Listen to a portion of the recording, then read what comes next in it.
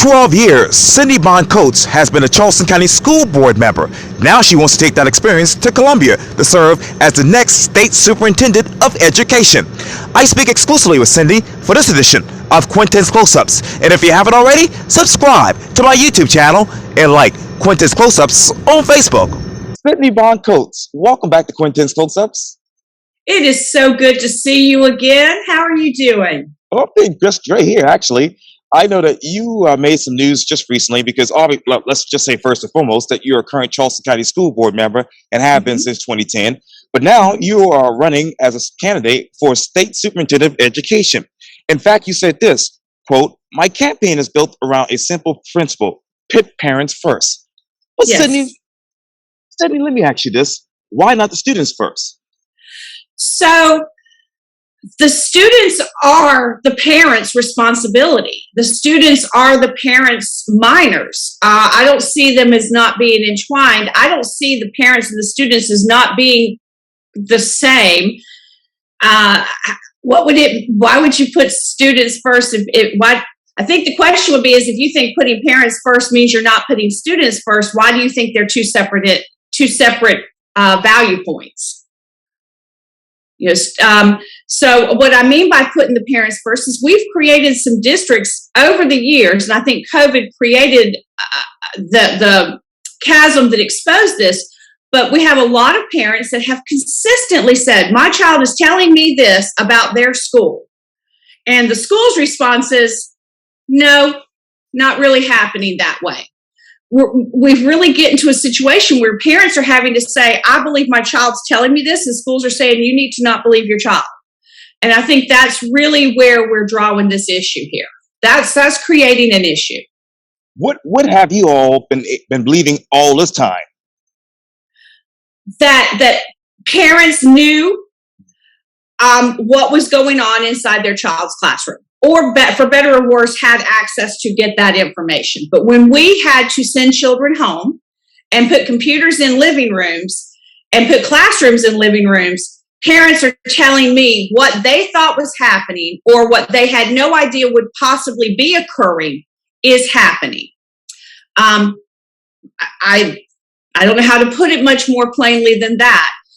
We assume parents understood, for better or worse. We always knew we took and put them behind a brick wall every morning.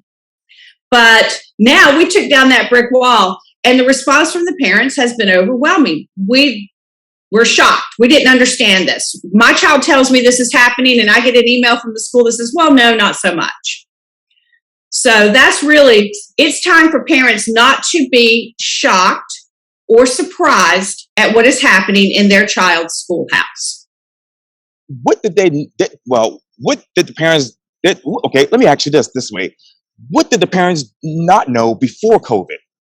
I think that there's been a lot of exposure between the difference between a curriculum standard and the conversations, exercises, choice of supplemental materials that are used. So I think that is one of the big things that folks did not understand until now, is that you can have a curriculum that says you have to read at a certain grade level, but we didn't know you could introduce various materials that don't have anything specifically to do with that curriculum, but meet that curriculum standard. So what I mean by that is we know you have to read at sixth grade level, but we're not having them read school books.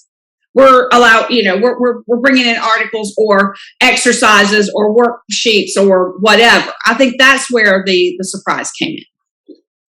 What do you agree with when it comes to that type of curriculum now? In terms of what? Instead of the books, people are using articles and all other. I think that's an absolute valid thing to use, but I think that where we have kind of veered off the rails is that there's more focus on what's in the article than focus on can you read the article on grade level. Schools have a priority. They have a lot of work. They have a lot of things they do. Teachers and educators are the expert content deliverers. They are the experts in the industry, just as the doctors are the experts in their industry. But much like a public university hospital, you don't take the child and say, I'm the doctor, so I'm going to decide what that child's vitamin brand is going to be, or I'm going to decide what that child's surgery is going to be. you take that child and you coordinate with the parents so that everyone understands what is happening to their child.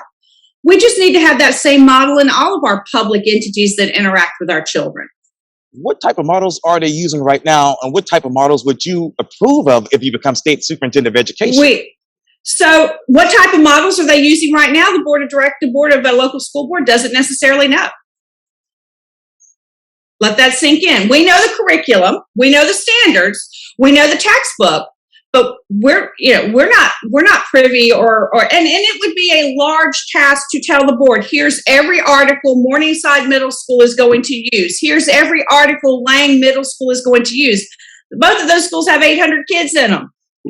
But I don't think it's a overwhelming task for each classroom teacher to say, here's what your child, my 27 responsibilities is doing. So, but to tell you that I know what teachers are using for supplemental materials are summer reading materials. Summer reading lists get published. They don't get published to the board. Wow. The board sets policy and finance, right, and the staff decides how and what they're going to implement. And I'm okay with that from a board director standpoint, because that's a governmental board's role. But I do think that finding out that parents didn't know any more than me and it's their kid in the classroom, that's a bit shocking. And you said this too, for the past 12 years, I fought to be the voice of the parents of the Charleston County School Board.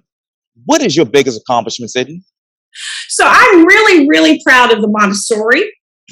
When I started in 2010, we had one Montessori school for 400 students that served a district of 50,000 kids. We now have Montessori in every area of our district, and that was a hard fight to have. But we can't create these little tiny options with narrow numbers of seats available and then call that truly choice. So I have often said and wanted to, even when we were recalibrating magnet schools a couple of years ago, if it's working, great. Parents are on the waiting list. People want to access this and you can't provide it. Build more seats. So Montessori, we did. We built more seats. I don't understand entirely why we can't do that with other options. And that's a challenge for a district to create something like Buste Academy and fight over 480 seats for 10 years. In a district that has 3,000 kids per grade, they got 60 seats. and then to say we're going to give geographical priority to this. So choice isn't choice without access. And I think that is something that I have been very consistently clear on. I voted against taking magnet schools away from district-wide into their constituents. As flawed as having only one Lang magnet program was, it's less flawed than having one Lang magnet program that is only available to children that live in one particular zip code, which is exactly what the district has now. Are Montessori schools working? So, I am not a Montessori teacher or a Montessori parent, but we have waiting lists. We have a load of children and parents wanting to access that program. It's not my job to tell you if it's working. Student outcomes tells you if it's working, and demand for the product. These people are demanding that a Montessori style education be provided for their child because they believe it's the right thing. Who am I to say whether that's working or not? When you look, do you get a list of what student outcomes are there at these Montessori schools? So our student data is pretty good, and it's getting a little bit better, but over the years it's been a little spotty. We get things like reading on grade level, but approaching is good. Well, no, is reading on grade level reading or not reading? And of course, COVID has kind of taken those tests off the table. But the other problem is that it doesn't show the true value and work of the teacher to say that a child got to the end of the third grade and is not reading on third grade level if that child is reading a year and a half more than they were when they showed up in the classroom, that needs to get measured. So if that child showed up 2 years behind and is leaving that classroom only a half a year behind, that is true talent, execution, and teaching at its best. So map and score tests that will measure growth. And I'm very happy that we do the mid-year now. And I think we're getting those in our next board meeting. Okay. Because they show you the value of what you did from where a child was to where a child is. And that's what we need to measure. Now, what else are you measuring when it comes to Montessori schools? Montessori schools are Charleston County schools. We're measuring, are you reading on grade level? Are you achieving at the rate you're supposed to be achieving? Are you growing? Are you capable of leaving a Montessori school and going into high school? Because remember, all our Montessori schools end at 8th grade. Those kids show up in a local high school or will very soon. So there's no difference in what you expect a child to know leaving the school. It's a style of how the child learns it. Now, what ideal product is good for the Montessori schools going forth? What do you mean? You just mentioned product. What exactly is that product that the Charleston County School District is emulating? The product is they're providing a style of education that is used internationally and a format to provide public education. Okay. Montessori is an international, just like Buse. Buse uses the International Baccalaureate. I hesitate. The word product makes people think you're not thinking of children, but don't forget, we pay a lot of money to have access to those options. We pay to be IB schools. We pay to the IB organization. So just like IB works for these children and parents are scrambling to access it, just like a music, creative arts-based education, these are all styles that have the same goal. Children leave our 12th grade on grade level, meeting the South Carolina standard for a South Carolina graduate, and meeting the expectations and standards of the entity that's going to take them next, be it the workforce, the career, the college, the tech school. These are styles and ways of executing content. They don't provide a different education. It's how they provide the education. And how will they provide that style of education in the next 5 to 10 years? I'm really looking forward to finding that out. You know, we are in an amazing time, and we're letting it slip through our fingers. And when I say we, I say school districts all across the state. Charleston County alone's gotten over $200 million since March of 2020, extra and outside of its normal educational budget. The state, all districts combined, it's a $2.3 billion influx of money above your normal budget to calibrate and fix education. That opportunity ends on September 30th, 2024. Okay, we've known about this. You can go to the state website and you can find out the CCSD has spent tens of millions of dollars. Can you, Quintin, as a reporter who works in the public realm, tell me what we spent that money on and did it work? Did it work for you all? We don't know any more than you know. That's the whole point. So to say, what was this money spent on? Summer programs. Okay, well then that should mean that kids showed up in that September more accomplished in their skill level set than they left our schools in June. Did that happen? We don't know yet. So I think we've got to really get very tight on this. Did it work? Because we can sit here and talk about private partnerships. We can sit here and talk about all these applications for partnering with the school district. Yet we still choose to not take every penny of that dollar and buy people to teach our children to read on grade level. This is an astounding opportunity. We have a goal that says by 2027, every fifth grader will be reading on grade level. That is literally a goal that says children who are not in our district yet, when they get here, we will teach them to read. Because if you take the 26-27 school year and back it up, those kids aren't in school yet. So I think that we really have an opportunity here to do just that, but it has to be in real time, very open, very transparent. This worked because this is the student achievement outcome that it got, or this didn't work because we didn't get the achievement we want, and we're not hanging around on this any longer. We've got to make sure we move forward. Is the Charleston County School District Administration transparent with the Charleston County School Board? So I'm on an interview for my candidacy for State Superintendent of Education. I am not sitting here as a CCSD school board member.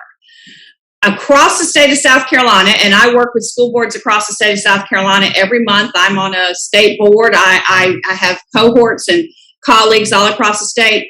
The answer to that question statewide is it varies. It varies district to district, and it varies administration leadership to administration leadership. Okay. Well, you say statewide and you say district to district. When you look at Charleston County School District, where does it vary?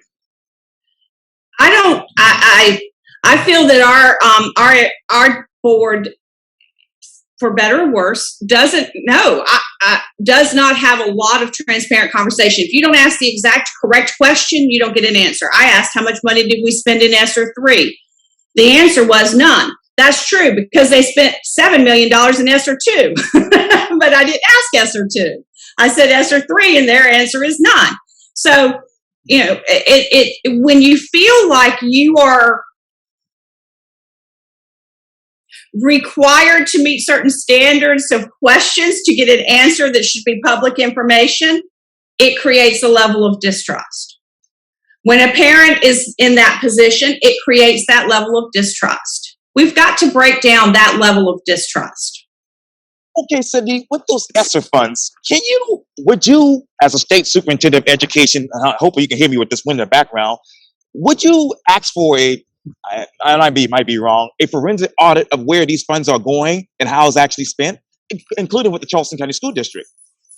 So forensic audit is like another one of those other words, product or whatever, but absolutely there should be some real-time accountability strictly based on educational outcomes in that money. Now there's money for infrastructure, and CCSD use that well, and a lot of our districts across the state use that well. So that money shouldn't be measured against that a child get a better outcome in reading.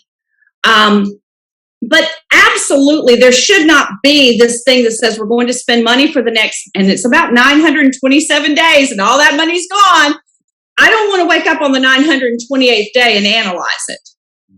We're either going to have a transformed public education system on October 1st, 2024, or not. How about we do stop every 45 days, every 90 days, every semester at something that says, wait a minute, I want to know that this made an impact. I don't think the funds are being inappropriately spent. Right. The question is, are they making our students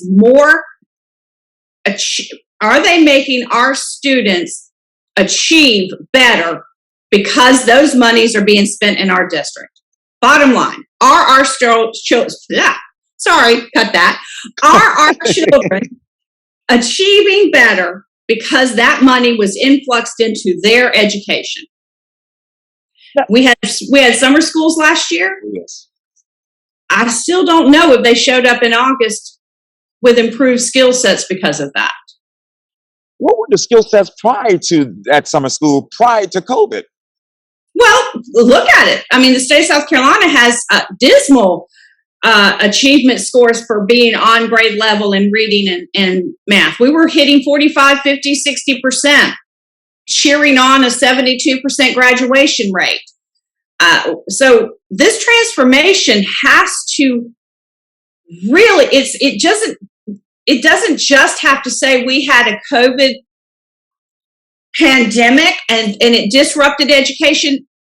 If all we do is get back to where we were in 2019, we have failed our community, we have failed our children, and we have failed our future. Our goal cannot be to go back and be as good as we were when we were not good in 2019. Where were you good in 2019? What areas? We were improving achievement in Charleston County, but we were still not capturing all the schools. Schools are products of their neighborhood. We were still missing demographics of kids. We were still missing I live in North Charleston, well known that we are an underperforming city in a district that has proven it can produce academic magnet high school graduates. Has also proven it can't move the needle in North Charleston middle schools. Is it an underperforming city or is it the underperforming school district? So if our children do not achieve, it's a myriad of factors that must include the school district being accountable. That's their only job. So you don't have a failing city. I love North Charleston. I live in North Charleston. We ain't failing. Right. Children ain't failing, and we don't have failing schools. But if you have a district that can produce VUSed kids coming out of the 8th grade at such an extraordinary achievement level, then you have to be able to articulate why you can't have Morningside middle school kids coming out of the 8th grade achieving at such extraordinary levels. And if those issues are not within your control, then you have to be able to say that.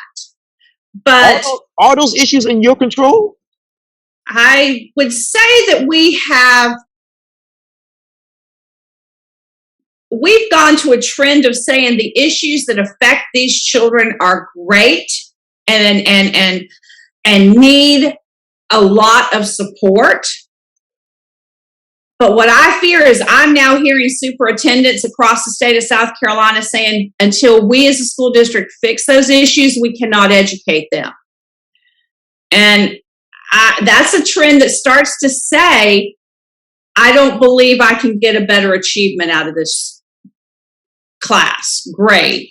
And that's a trend we have to stop. If districts say we cannot begin to educate children until we fix or we address issue A, issue B, poverty, mental health supports, all of these issues that surround these children, if we say we can't teach them until those issues are corrected, I fear that means we never get to educating school children inside our schools. We've got to get around that. We've got to get back to saying we can educate them. They are valuable. They are worthy. They are capable. These challenges, I'm a district. I teach. I educate. I need someone else's help. The community needs someone else's help. In Charleston County, South Carolina, we have systems for that. But I'm seeing a morph that says these are challenges to getting children educated is kind of morphing into these challenges have to be corrected before I can begin educating children. I mean, imagine if you went to a doctor's office and he said, I've got to I got to fix all these things that don't have to do with medicine before I can stop the bleeding. Now, okay, and I hate to talk about Charleston so much because you're running for State Superintendent of Education. But as you talk about that trend, when did that trend start in Charleston County, particularly the school district? I've seen it progress in the last 10 to 12 years. I've seen it progress across education and in any education article in any state, anywhere. These issues are overwhelming. And I can understand how they can overwhelm educators. But I don't believe they have to address and fix those issues as a prerequisite to being an education delivery. I certainly know they have, and we don't shy away from that in districts. We spend a lot of our resources seeking help for these issues. Now, Cindy, obviously you live in North Charleston, and obviously North Charleston is probably the #1 city in the state when it comes to, business, infrastructure, Sure. Commerce, whatnot. What is your current relationship with the #1 mayor in the state, Keith Summey? Mine? Pretty good. My districts? I don't know. My district hasn't told me about their last meeting with our mayor. Other than what I read as public statements from Reverend Mack in the paper, we've got no update that says we met with the mayor on. So I know they did. course, but I don't know what that relationship is because our district hasn't come back to the board. Our Friday update, I would have expected in our Friday updates a communication that says, here are the things that were discussed in the meeting. We got information that said, here are the things in the letter that we can show you probably were misunderstood by the mayor, or here are things mayor said. Let me show you a picture where we actually have this in our stadium. I have had no communication to me that says, as a citizen of North Charleston who represents Charleston County School District, let's tell you what came out of that conversation. I happen to know some of the commitments made in that conversation, not because my district's telling me. I got to fast forward because I asked so many questions for you. But, well, let me ask you this. What is the Charleston County School District's communication with the State Department of Education? Well, it's standardized. One of the interesting things about the State Department of Education is I've been on the school board for 12 years. The State Department of Education has never communicated with me as a local board member. So the State Department of Education will issue they set parameters for the curriculum. They set parameters for course books that you can use, etc. But they flow that through your administration. And the local school boards are the ones that are either going to fund it properly or not, who are going to provide the resources to execute what you think they're executing or not. The State Department of Education doesn't consider the local boards an active participant other than they'll get that information from their administrations. How would you change that format? It's just really not, I hate to say it's simple because nothing is simple, but local boards have a tremendous impact on what the State Department of Education puts out. We either do it or we don't do it. I do not understand. There's roundtables for superintendents every quarter. Can't be a roundtable for board chairs. There's organizations that South Carolina School Boards Association, made up of representatives from every school board region in South Carolina. Could there not be a quarterly meeting with those directors?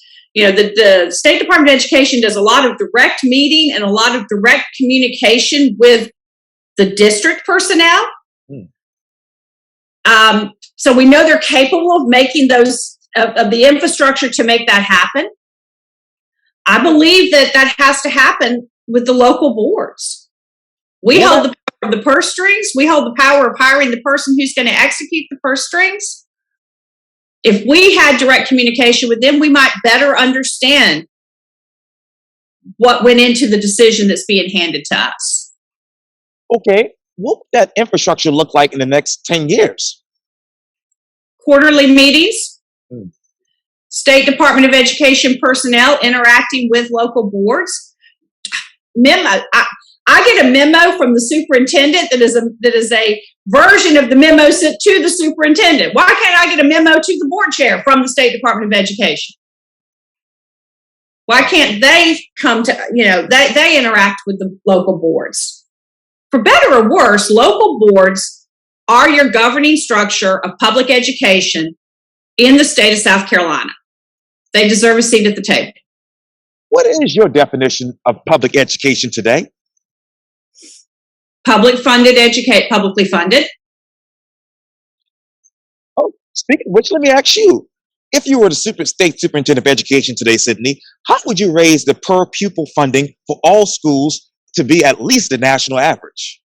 So first off, that's an interesting question. My education budget in Charleston County is about $750,000, not including of $1 billion. And first off, the administration only brings to us for budget approval one of those general ledgers, the general operating fund. They don't bring to us special revenue for us to see it and see it in detail. They don't bring EIA. Granted, those funds there's control on them. You get this fund to do this. But for crying out loud, you can't come have that conversation with us. We can't see a budget that says we're spending this money on these things, even if it's what you're supposed to do. But it's very hard to say, get student up to the national average per per student cost when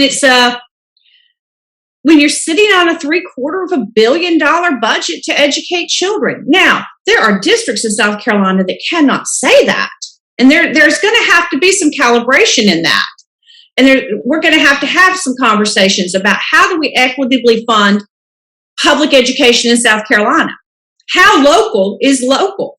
You know, and here's a great example, Quintin, that I gave our superintendent when he presented to us recently that CCSD spends way more per student cost in North Charleston than they do in other areas.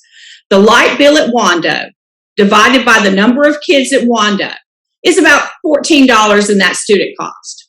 The light bill at North Charleston High School, divided by the students at North Charleston High School, is about $111. So is that base student cost? Should you include in base student cost the money you're spending to turn the lights on? So those are conversations we've got. And when we talk about transparency and openness, we don't talk about people necessarily trying to not give you information. We're talking about trying to make it very clear. So $100 of this base student cost spent in the city of North Charleston isn't because we're trying to do a better job of educating children. It's not because we're trying to have smaller class sizes. It's because the electric company don't give me a break on my electric bill any more than they give you. Be honest with that, and then we'll have the conversation. What is the basic student cost around the state of South Carolina? So it's going to vary because of local, and because, again, the base student cost is going to have some of that EIA, your backpacking money, your special revenues, and I can take my GOF and divide it by the number of kids, but I can't tell you how they're dispersing that.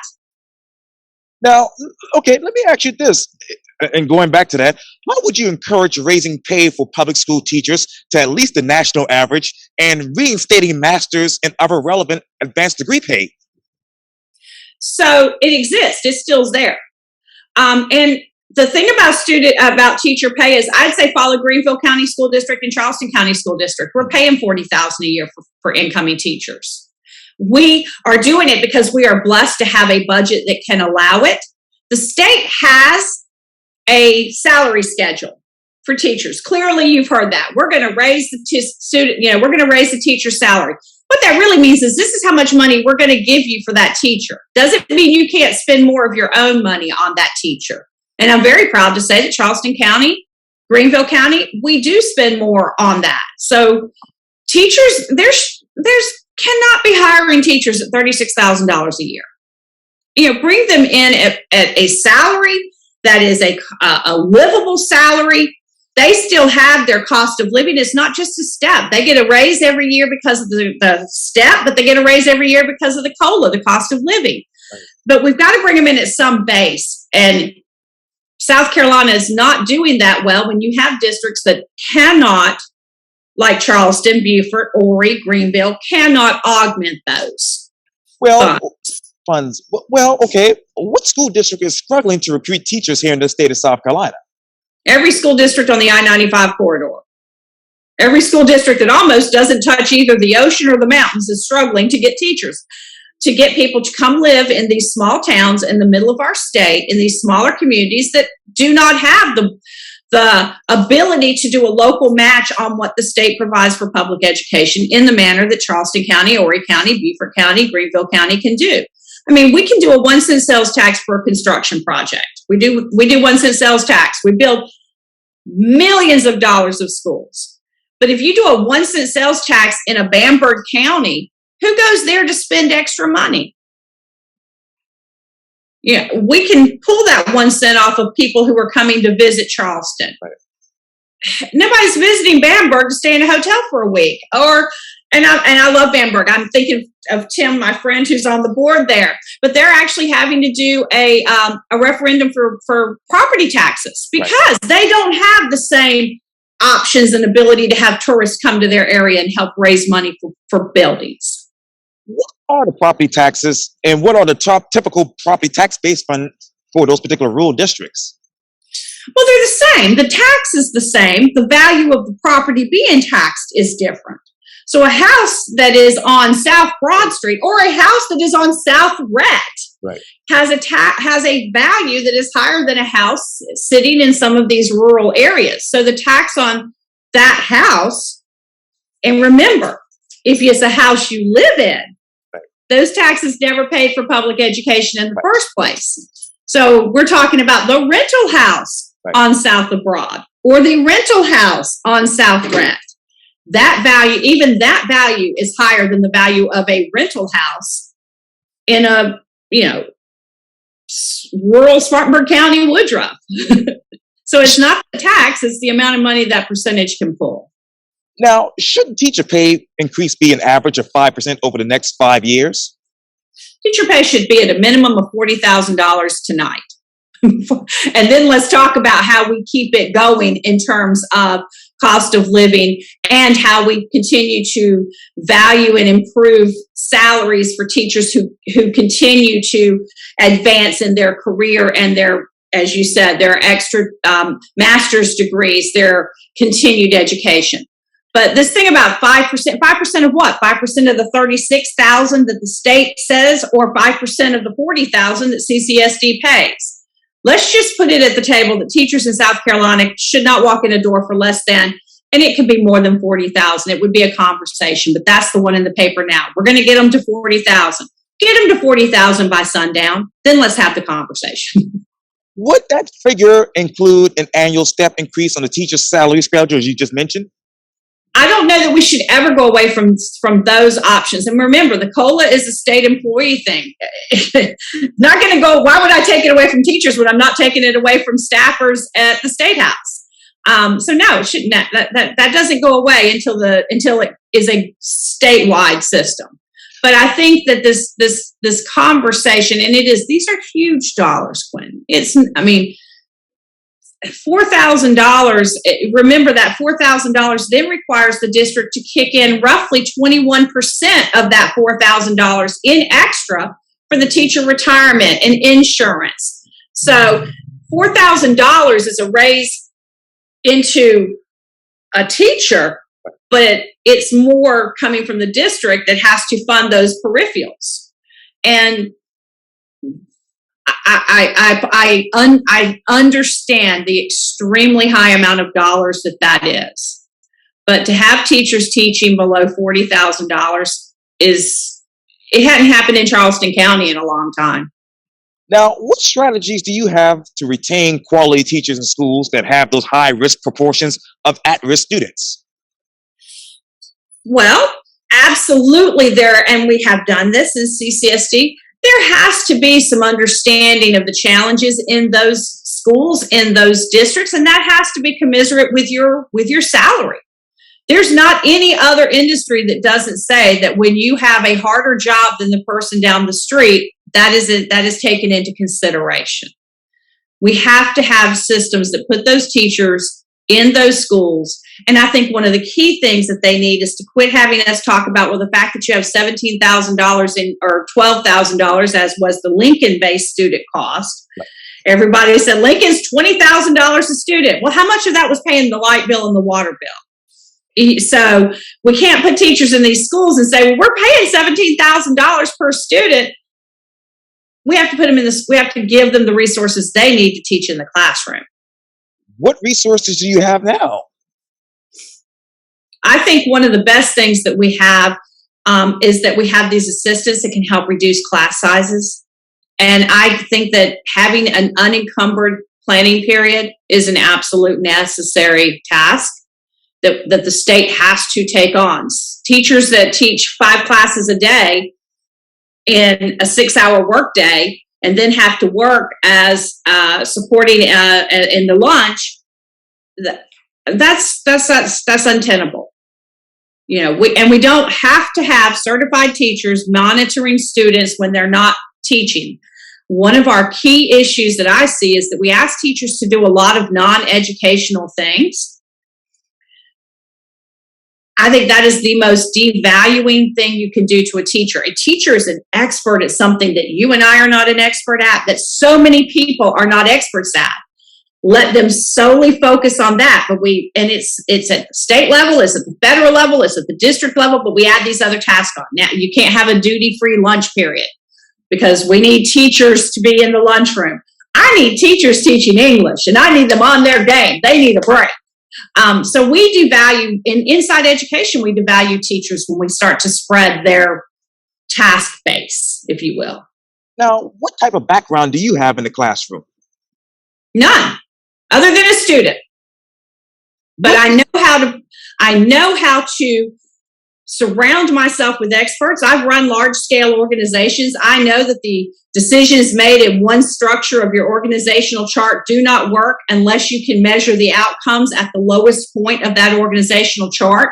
So unless the student local boards are understanding, espousing, and supporting the initiatives of the State Department of Education, then the State Department of Education has not met its goal of accomplishing its task. Until the people that you provide this information to execute it, your value's not there.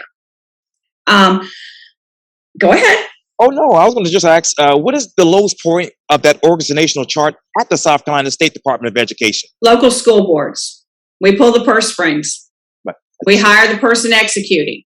So if you do not know intimately if the local school boards are executing with understanding the initiatives you're creating, a great example would be how many districts, this is a question that needs to be asked, how many districts use the profile of the South Carolina graduate as their mission and vision for their district? South Carolina State Department of Education created profile of the South Carolina graduate. How many local school boards have that as the first page of their mission? Did it flow to the local school board? Is it a part of every decision they make? What pages is on in the Charleston County School District's manual? I'm not sure, because remember, our mission and vision is every kid will be reading on the 5th grade by 2027. No. So it's not there.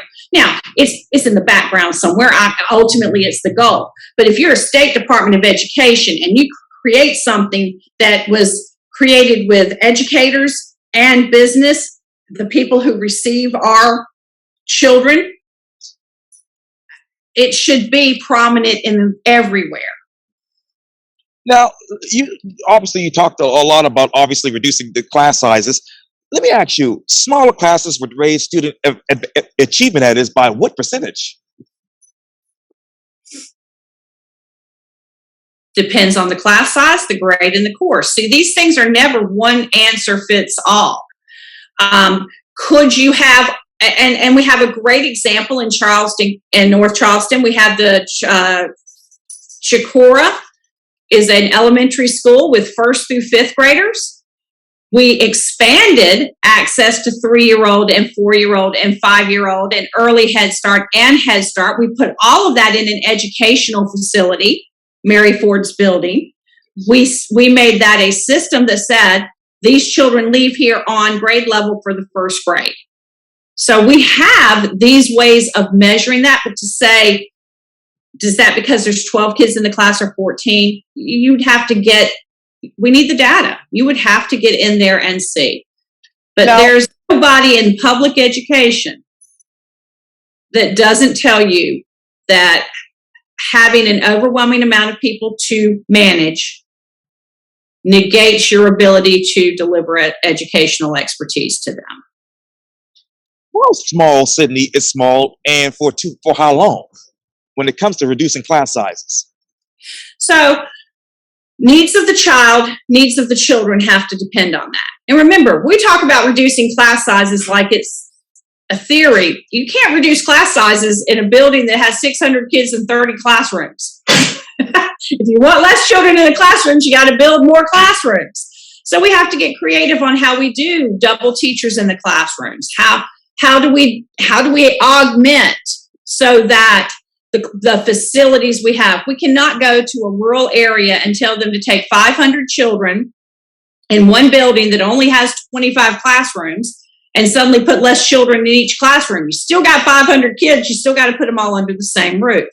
So these are the structural conversations that should be happening. I've been on the board for 12 years and I've never been included in these conversations. Well, let me ask you this then. How much does it cost to actually reduce the average class size?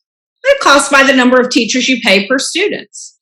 So if one teacher is a $50,000 a year teacher teaching 30 kids, and you reduce the class size to 15, then that's $100,000 a year in salary because now you need two teachers.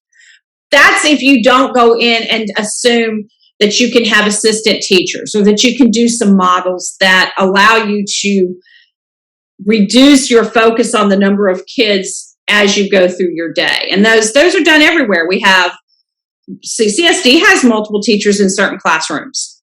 So if we believe it works, I really wish CCSD would tell us if those kids coming out of those classrooms are achieving better than their peers that don't have that access to a second teacher.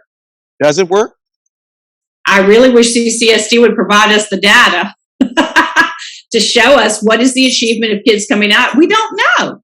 Sitting here today, boards don't know. And speaking of which, let me ask you this. Speaking of data, what percentage of students is making at least 1 year's growth on the NWEA math reading and math in the state of South Carolina? A little less than 50%. What percentage of students score or meets or exceeds, obviously, on South Carolina's college and career ready assessment, meaning the EILA and math?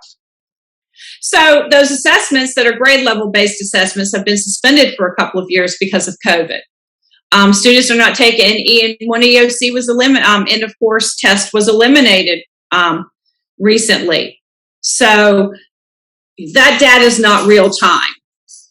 Let me ask you. In South Carolina or in Charleston County, 8th grade in 2019, right, exiting 8th grade on grade level in ELA and math was 60%. Start to deaggregate that into race or areas of the county, and it was smaller, much less. What percentage of students actually graduate on time here in the state of South Carolina? 72, 68 to 72. And I know there's a 5-year cohort that allows them to do it. Right. Now, we have a 10-point grading scale here in the state of South Carolina. How many more students would qualify, say, for lottery scholarships? If we had a 10-point, or we do have a 10-point. Yes, ma'am, we do have it. Yes, ma'am, we do. We've had that for several years, and I haven't seen it move the needle on kids qualifying for scholarships. So you would eliminate it? On the, going from an 8-point to a 10-point scale takes a B+ student into A. It takes an 88 student into a 90. That does, in correlation to how many colleges would accept them based on that or not, local school districts can't really have national universities provide them that data. But I can tell you our graduation rate didn't go up 6% the year we implemented that. I can tell you that our number of students who are able to enter into the military at a higher grade level than before, that didn't jump up 4 points. So if it did, don't you think the district would be kind of touting that from the rooftops? So you would eliminate that? Eliminate the 10-point grading scale? No. Okay. You asked me, has it improved kids getting into college? I'm telling you, I haven't seen that improvement. That doesn't mean that it's not a fair grading scale. Now, the federal law requires a standardized test, but doesn't require any portion to be used for a student's grade. Why does the state of South Carolina use 20% of the test against a student's GPA? So those are questions at the state level, local boards, and those are State Department of Education board, State Board of Education. State Department of Education operates with the board governments. The Education Oversight Committee has authority into those types of decisions. I think one of the most shocking things I learned when I got elected to a local board is just how much we don't actually have control of. Now, when you get to the State Department of Education, there's still a State Board of Education, there's still a state legislature, there's still an Education Oversight Committee. Even to a small extent, the Commission on Higher Education. There's still governing bodies that make these decisions. None of us are independent operators, and all of us have to work together.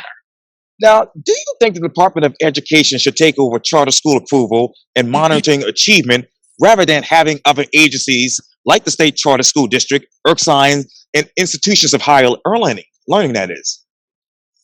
Do you think the State Department of Education should take over a local school district? No, we don't operate districts. That would be like saying, should the State Department of Education take over Spartanburg 4?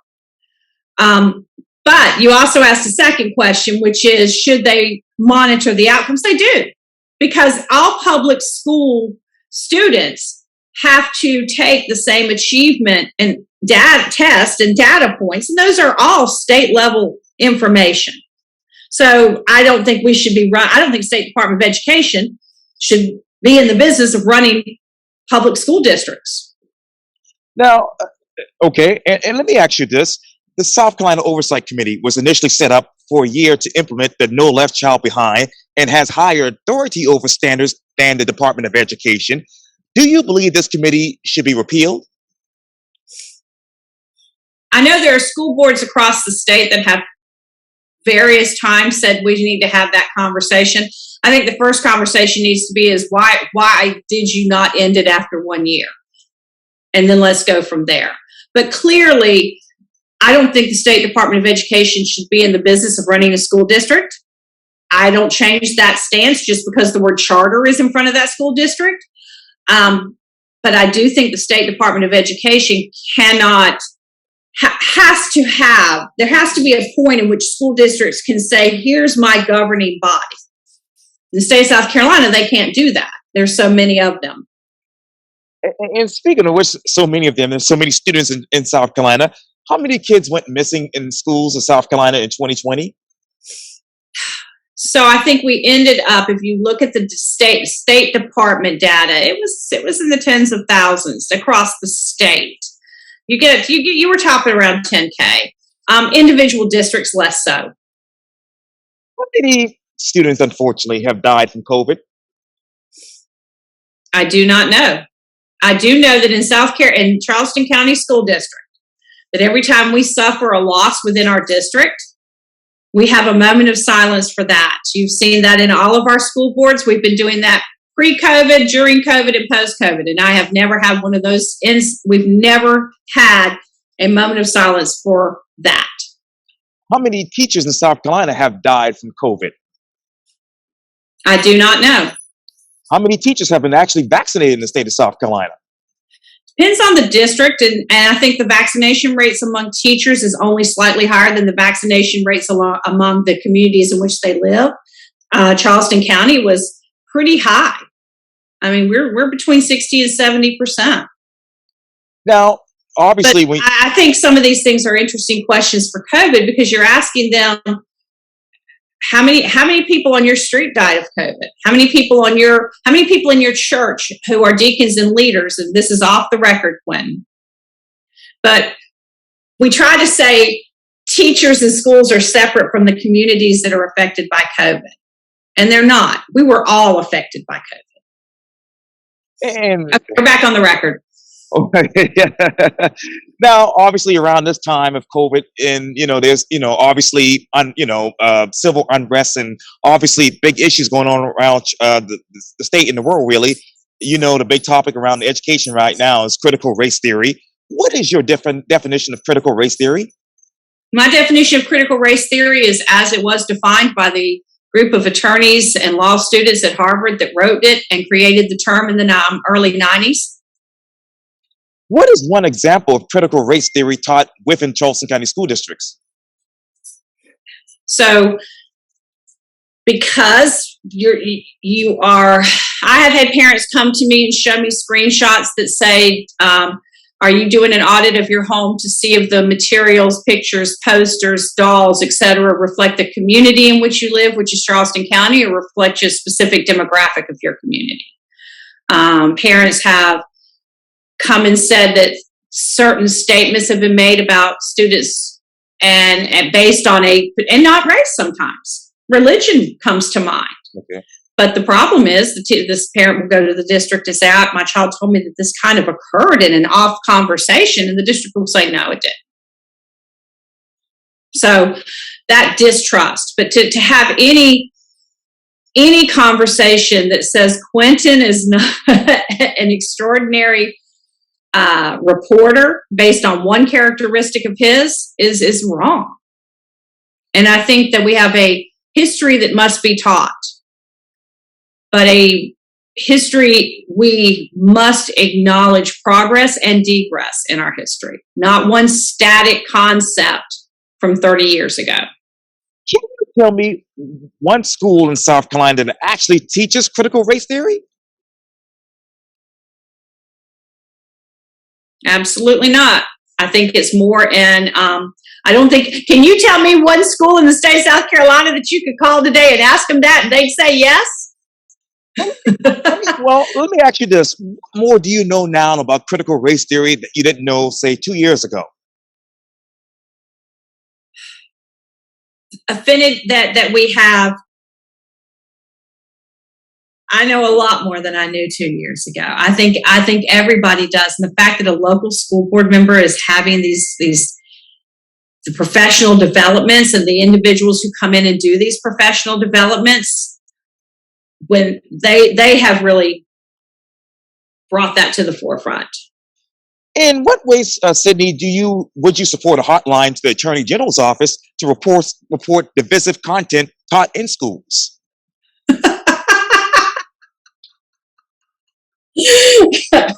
I think you just nailed why we need a better education system.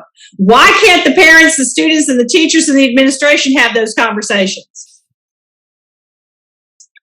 Why I don't support parents not engaging their educators any more than I don't support educators not engaging their parents. And you know what? I want to go back because you said this too. After serving 12 years on the school board, as you mentioned throughout this interview, I'm proud to announce my candidacy for the Republican nomination for South Carolina Superintendent of Education. That is, we must take back our schools, end the mandates, and put parents first. What exactly are you taking back from these schools? We're taking back the idea that parents don't have a value to add to the schools. How many times I have witnessed parents saying this is a problem that I perceive, and school districts not saying, let me self-evaluate and see if that is real. Let me find out if there was these things done or said. What we see is the school district continually saying, what you think you heard didn't happen. We're not going to have any more of that conversation. Public schools belong to us. That conversation has to be had. The mandates is an excellent concept that shows that we didn't say you couldn't wear a mask. We said you could not access a public education inside a school building if you don't believe you need to be wearing a mask. Think about that. We didn't say you couldn't wear one. We didn't say we think you should wear one. We said we're not going to put you inside a classroom because you're a danger to the rest of the children. I think those are things that are not okay in a public school system. How many school districts have actually ended mask mandates here in South Carolina? I think very few actually implemented mask mandates in the first place. I couldn't name you 5. Can you name me 2? Berkeley County has never had a mask mandate. Right. So one of our neighboring districts, and so that's an interesting idea. How local is local? Should national, federal, international medical emergencies, your access to a public education in times of medical emergencies, literally boil down to your zip code? And I want to go back to obviously the. So you're going to get one more question. Yeah, I know. I got some more actually. If the ESSER funds were supposed to help those schools, why are there no school proposals?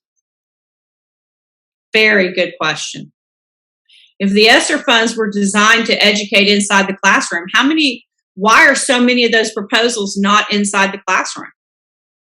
So that's a really good question that needs to be asked. And you can go to Horry County's website, and they will show you the money they're spending. And a lot of it is on personnel. It's temporary. Remember, money's going to go away. But what if you did a massive influx of, associate teachers, knowing your retirement and turnover in the next 2 school years is going to create positions for them? it's quite interesting to see some districts that have already started spending that money inside the building, while other districts are still saying, let's talk about it. Because we got 925 days. Yeah. Why should people vote for you? Because I'm the best person to accomplish what needs to be done between now and September 30th, 2024 to transform education at a level that goes all the way into the classroom from the State Department of Education. Follow up, follow through, accountability, and providing information directly to all stakeholders.